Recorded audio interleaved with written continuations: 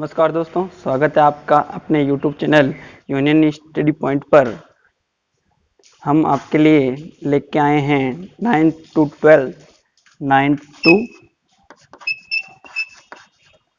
12th maths की classes और साथ में ही 9th और 10th के लिए साइंस की क्लासेज लेके आए हैं। तो हमसे जुड़ने के लिए हमारे YouTube चैनल को सब्सक्राइब करें, लाइक करें और ज़्यादा से ज़्यादा शेयर करें। आपको वैसे सबको पता है कि भारत देश और प्रदेश के अंदर जो महामारी का दौर चल रहा है कोरोना, उससे आपको घबराना नहीं है, अपनी तैयारी को जारी रखना है। और जैसे ही हमारे माध्यमिक शिक्षा बोर्ड के 2 एग्जाम जो शेष रह रखे हैं 10th के और 12th के, उसकी भी चिंता स्टूडेंट्स को है और अभिभावकों को भी है। तो घबराने की ज़रूरत नहीं है, हम आपके लिए पूरा सिलेबस आपको यहाँ पे करवाएंगे और जैसे क्लास के अंदर समझाते हैं वैसा पूरा का पूरा समझाएंगे, ठीक है। और हमसे बने रहिए। और पुनः आपका यूनियन स्टडी पॉइंट पर स्वागत है। और हम आज से शुरू कर रहे हैं 10th क्लास का चैप्टर नंबर 5। 10th क्लास का चैप्टर नंबर 5। चैप्टर नंबर 5 क्या नाम है? समांतर श्रेणी। समांतर श्रेणी क्या नाम है? समांतर श्रेणी। इंग्लिश में बोलोगे arithmetic progression. Arithmetic progression short में बोलेंगे इसको हम एपी। क्या बोलेंगे? एपी। अब देखो, अरिथमेटिक प्रोग्रेशन नाम से ही पता चल रहा है समांतर श्रेणी मतलब समान अंतर वाली श्रेणी। समान अंतर वाली श्रेणी। अब देखो, ये श्रेणी एक सीढ़ी का ही रूप है। देखो, श्रेणी और सीढ़ी में फर्क क्या है ये देखो आप। जैसे 2 है, 2 का स्कोर मैंने यहाँ लिख दिया, फिर 4 का स्कोर यहाँ लिख दिया, ठीक है। ऐसे कोई आपकी सीरीज चल रही है, मतलब श्रेणी चल रही है।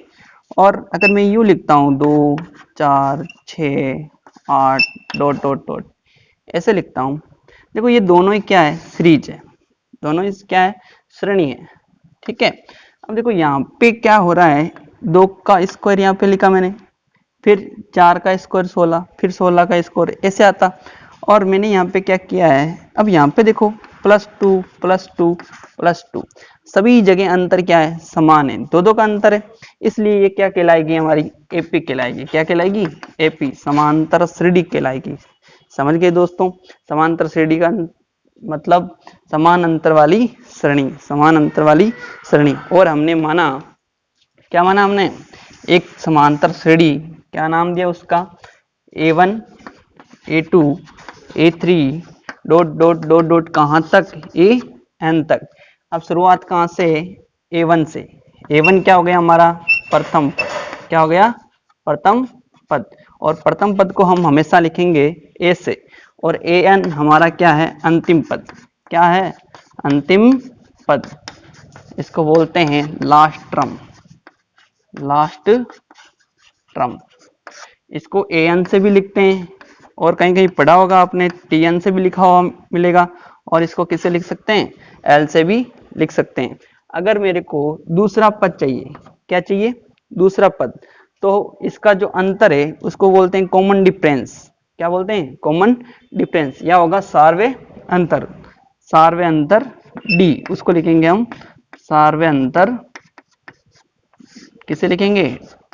D से लिखेंगे। अगर मेरे को दूसरा पद चाहिए तो पहले पद के अंदर मैं क्या जोड़ूंगा? D जोड़ता जाऊंगा, ठीक है। तो मेरे को दूसरा पद चाहिए तो मैंने क्या कर दिया? A1 प्लस D कर दिया। A1 प्लस क्या कर दिया? D। अब A1 को मैं क्या लिख सकता हूँ? A लिख सकता हूँ। तो जिससे मैं क्या बोल सकता हूँ? A plus D। A plus D। अगर मेरे को तीसरा पद चाहिए, तीसरा पद चाहिए, इसके 2 तरीके हैं। या तो मैं A2 प्लस D कर दूं, या क्या कर दूं? A प्लस 2D कर दूं। क्या कर दूं? A plus 2D। सार्वय अंतर को 2 से गुणा करवा के फिर क्या कर दूं? प्लस A कर देता हूं, ठीक है। इसी प्रकार अगर मेरे को AN चाहिए, लास्ट में क्या चाहिए? AN, तो बराबर सूत्र क्या हो जाएगा? A प्लस N-1 गुणा D। N-1 1 गुणा डी। इस प्रकार देखो, जब यहाँ पे 2 था तो यहाँ 1 था, यहाँ ए 1 था तो यहाँ पे क्या था, डी 0 था। इस प्रकार एक एक कम हो रहा है, 3 है तो 2 है, तो मेरे को nवां पद चाहिए, तो मेरे को यहाँ पे क्या करना पड़ा, n-1। इस प्रकार आपकी एक सूत्र तैयार हो गया, ए एन बराबर ए प्लस n-1 गुणा डी। ये nवां पद निकालने के लिए क्या आएगा, काम आएगा। जैसे मेरे को 11वां पद चाहिए तो ए 11 निकालूंगा, 12वां पद चाहिए तो ए 12 निकालूंगा। ठीक है, इस प्रकार इस सूत्र का हम क्या करेंगे, यूज करेंगे। और यहाँ पे n बराबर क्या है, n बराबर क्या है, पदों की संख्या। n बराबर क्या है, पदों की संख्या। और d पता है आपको, सार्वंतर है, n वहां पद है, एक क्या है, प्रथम पद। अब देखो इनके योग की बात आती है, जब सरणी दे रखी है और आपको बोले क्या, योग ज्ञात करो, क्या ज्ञात करो, योग, n पदों का योग, n पदों का, दूसरा सूत्र होगा n पदों का योग। n पदों का योग निकालने का सूत्र क्या होता है, देखो, एस एन बराबर sum of n term equal to n by 2 bracket में 2a प्लस n-1 गुणा डी, n-1 गुणा डी। इसको भी आपको इससे क्या करना है, याद करना है।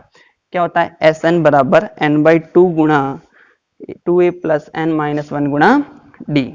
इसका या जब आपको a दे रखा है और d दे रखा है तो ये सूत्र काम लेना है। अगर आपको ए एन मतलब लास्ट पद और क्या दे दें, आपको प्रथम पद दे दें, तो sum of n term n by 2, यहाँ तक तो सेम है। सूत्र क्या बन जाएगा, a plus n a n, n plus a n लिखो। तो मैंने और भी यहाँ पे भी लिखाया था, क्या होता है, इसको l भी लिख सकते हैं, दोनों काम ले सकते हो। ठीक है, ये हो गया किसका, योग का सूत्र। अब देखो मैंने ए एन क्यों लिखा है यहाँ पे, देखो यहाँ पे क्या है, मैं इसको लिख सकता हूँ ए प्लस n-1 गुणा डी। अब इसको मिलाऊंगा तो मेरा क्या बनेगा, ए एन बराबर ए प्लस n-1 गुणा डी, ये बनेगा। ठीक है ना, तो मैंने देखो इसकी जगह क्या लिख दिया, ए एन, और 2a है ना, तो एक ए यहाँ आ गया। इस प्रकार ये सूत्र ऐसे बना है। ठीक है, अब एक क्वेश्चन और भी पूछता है, इसके अंदर पूछता है कि अंतिम पद से 12वां पद निकालो, अंतिम पद से 11वां पद निकालो। तब आपको क्या करना है, उसके लिए भी एक फॉर्मूला है, वो देखो यहाँ पे, अंतिम से पद निकालना, अंतिम से पद निकालना। जैसे मेरे को अंतिम से 11 पद निकालना है तो ए, मान लो n पद निकालना, तो ए एन बराबर एल माइनस, इस बार सीरीज क्या चलेगी, उल्टी चलेगी, तो एल माइनस क्या हो जाएगा, n-1 गुणा डी। अंतिम से बोले ना, तो इस फॉर्मूले का क्या करना है, आपको यूज करना है। जैसे बोल दिया आपको A11 निकालना है, क्या निकालना है, A11, अंतिम से 11 पद निकालना है, तो L माइनस 11 माइनस 1 गुणा डी। इस प्रकार इस सूत्र का क्या लोगे, आप यूज करोगे। ठीक है, एक सूत्र और है जो आपको बता देता हूं, ध्यान से देखना। कभी कभी क्या होता है, आपको क्वेश्चन में दे रखा होगा, कभी कभी क्वेश्चन में क्या दे रखा होता है कि योग दे रखा है, बोला पदों का योग ये है, तो आपको 25वां पद निकालो, 26वां पद निकालो, 30वां पद निकालो। योग दे रखा, योग मतलब एस एन आपको क्या होगा, दिया होगा, एस एन आपको क्या होगा, दिया होगा। बोलेगा 25वां पद निकालो। योग से अगर पदों में जाना है तो इसके लिए भी एक क्या है, सूत्र है। देखो मान लो कोई सीरीज है हमारी 2 5 8 डॉट डॉट डॉट।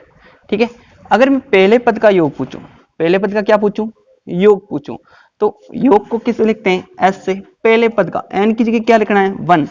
पहला पद किसके बराबर है, ए के बराबर, या A1 के बराबर या 1 के बराबर लिखते हैं हम इसको। फिर अगला देखो, अगर मेरे को S2 चाहिए, क्या चाहिए, S2 चाहिए, तो मैं क्या करूंगा, पहले पद और दूसरे पद को जोड़ दूंगा, A1 प्लस A2 करूंगा। देखो पहले पद का योग तो यही होगा ना भाई, 2 का योग क्या होगा, 2 ही होगा।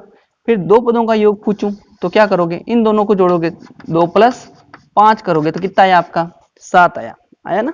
ऐसे सम ऑफ 2 तो क्या हो गया, a1 + a2। अगर ऐसे करते करते मेरे को Sn चाहिए, क्या चाहिए, Sn।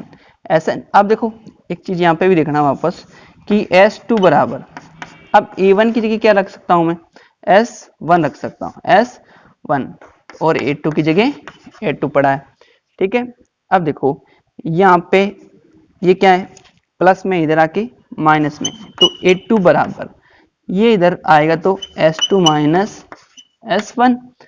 अब एक चीज ध्यान रखना, यहाँ पे 2 है, यहाँ पे भी क्या है, 2 है, यहाँ पे एक क्या हो रहा है, कम हो रहा है, तो ऐसे मेरे को an चाहिए ना, तो मैं क्या करूंगा, Sn - Sn - 1, ये फॉर्मूला क्या लूंगा मैं, यूज लूंगा, क्या लूंगा, ये फॉर्मूला यूज लूंगा।